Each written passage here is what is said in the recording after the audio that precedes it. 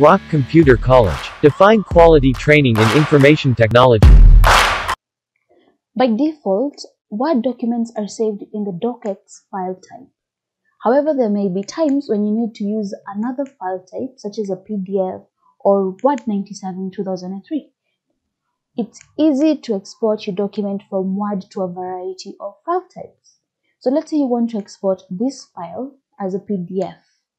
Now to do this, go to the File tab, then click on Export. Select the Create PDF/XPS document. Then this will pop up. Now choose the location where you want to save your PDF. I'll choose mine as desktop. Give it a name. I'll name it fruit number 2. And then it will save itself as a PDF. Save as type PDF, then publish.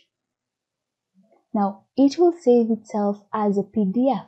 And this is very useful if you're sharing a document with someone who does not have Word, since a PDF file will make it possible for recipients to view but not edit the content of your documents.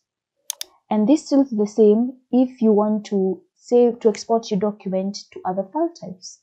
Just go to File, click on Export, and change file type. Now you can choose any other file types that you want, and then click Save after you've chosen it, and it will be saved into that file type that you've chosen.